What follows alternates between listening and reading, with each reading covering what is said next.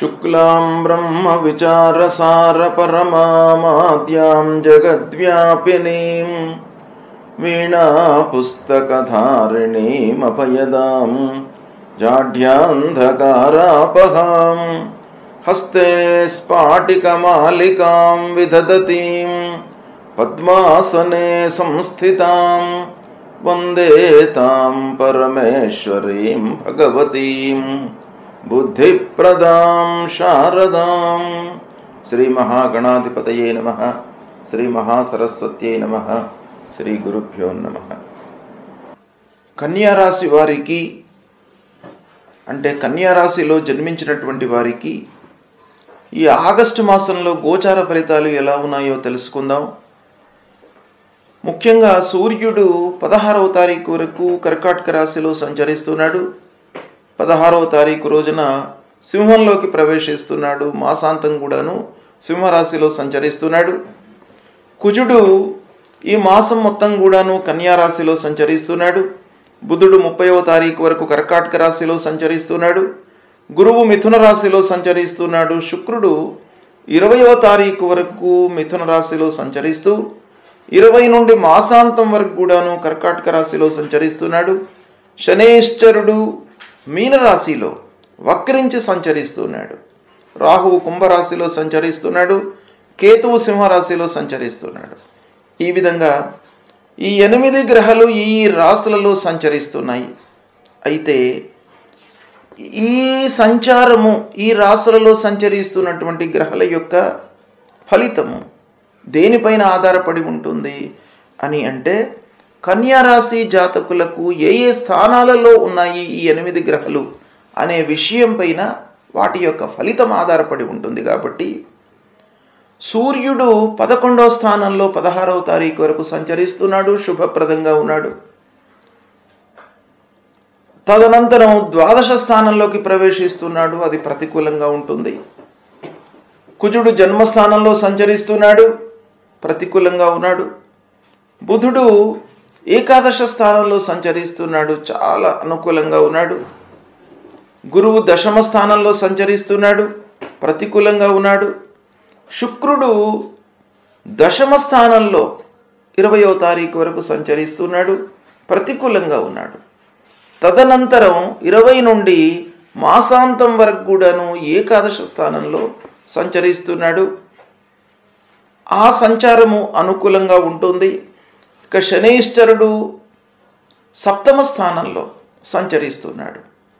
వక్రించడం మూలకంగా 6వ స్థానంలో సంచరిస్తున్నటువంటి ఫలితం కూడాను కొంత మనకు ప్రభావము ఉంటుంది దీనిపైన, ఈ సంచారం పైన. కాబట్టి 7వ స్థానము వక్రరీత్యా 6వ స్థానం మూలకంగా కలిగేటువంటి ఫలితాలు కొంత అనుకూలంగా ఉంటాయి. ఇక రాహువు 6వ స్థానంలో సంచరిస్తున్నాడు. అనుకూలంగా ఉన్నాడు. కేతువు 12వ స్థానంలో సంచరిస్తున్నాడు. ప్రతికూలంగా ఉన్నాడు. ఈ విధంగా చూసినట్టయితే ఈ కన్యా రాశి వారికి సూర్యుడు ప్రథమార్థంలో అనుకూలంగా ఉన్నాడు. బుధుడు మొత్తం అనుకూలంగా ఉన్నాడు. శుక్రుడు చివరిలో 10 రోజులు అనుకూలంగా ఉన్నాడు. ఈ మాసంలో రాహువు మొత్తం కూడాను అనుకూలంగా ఉన్నాడు. కాబట్టి ముఖ్యమైనటువంటి గ్రహాలు తాత్కాలికంగా అంటే మాస ఫలితాలపై ప్రభావాన్ని చూపించేటువంటి గ్రహాలలో ముఖ్యమైనటువంటి గ్రహాలు సూర్యుడు, బుధుడు, శుక్రుడు అనుకూలంగా ఉన్నారు. కాబట్టి ఈ మాసం కొంతవరకు అనుకూలంగానే ఉంటుంది. శని వక్రించడం మూలకంగా శని ప్రభావం కూడాను అనుకూలంగానే గోచరిస్తుంది ఈ మాసంలో.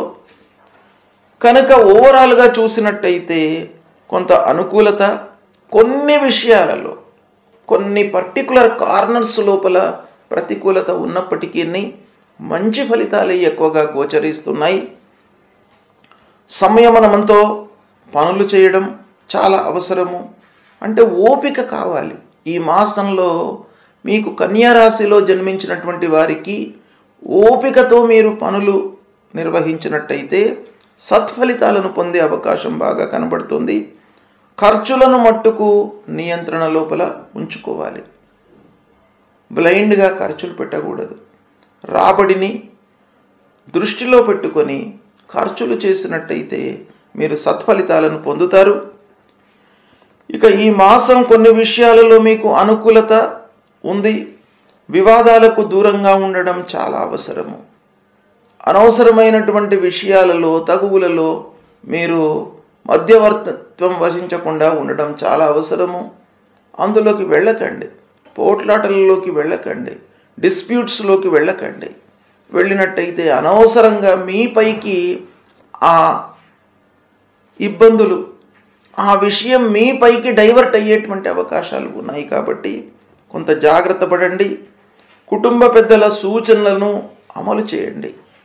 మీ క్షేమము కోరి కుటుంబ పెద్దలు, తల్లిదండ్రులు, భార్య, పిల్లలు వీళ్ళందరూ కూడాను ఎప్పుడు కూడాను మిమ్మల్ని ఒక మంచి స్థాయి లోపల చూడాలి అనేటువంటి భావన లోపల ఉంటారు.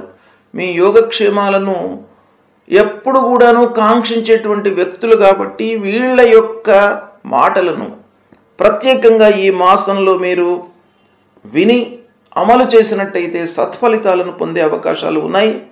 అన్నదమ్ములు, బంధువులతో సమస్యలు మట్టుకు ఉన్నాయి. ఆస్తుల విషయంలో తగాదాలు, వాటి మూలకంగా ఇబ్బందులు పెరిగే అవకాశాలు ఉన్నాయి. ప్రారంభించిన పనులలో ఫలితాలు ఊహించిన దానికి భిన్నంగా ఉండే అవకాశాలు ఉన్నాయి. అంటే మీరు ఎక్స్పెక్ట్ చేస్తారు, దానికి అనుగుణంగా ఫలితాలు ఉండవు. మీరు 100% ఎక్స్పెక్ట్ చేస్తే ఒక 50%, 60% మీకు ఫలితం అనుకూలంగా ఉండే అవకాశాలు ఉన్నాయి. మొదటి 2 వారాలలో ఆఫీసులో అధికారులతో, తోటి ఉద్యోగులతో అందరితో కూడాను సత్సంబంధాలు ఉన్నాయి. పనులు నెరవేరుతాయి, సంతృప్తిగా ఉంటారు. మొదటి 2 వారాలు ఉద్యోగస్తులకు బాగా కలిసి వచ్చేటువంటి అంశం ఈ ఆగస్టు మాసంలో.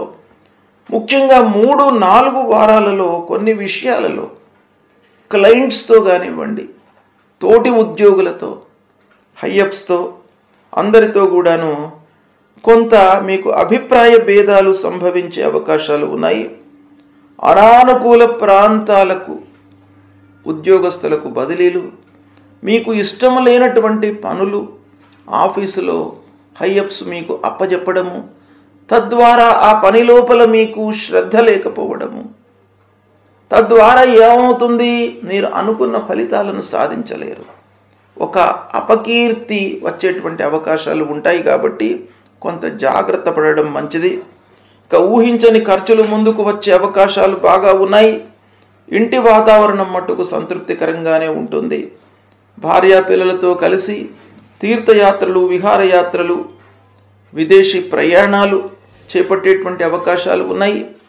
ఆ విషయంలో మీరు సంతృప్తిగా ఉంటారు, హ్యాపీగా కాలం గడుపుతారు. కోర్టు కేసులలో అనుకూలత గోచరిస్తుంది. పూర్వము ఉన్నటువంటి కేసులు, చాలా రోజుల నుంచి నడుస్తున్నటువంటి వ్యవహారము ఒక కొలిక్కి వచ్చేటువంటి అవకాశం కనబడుతుంది.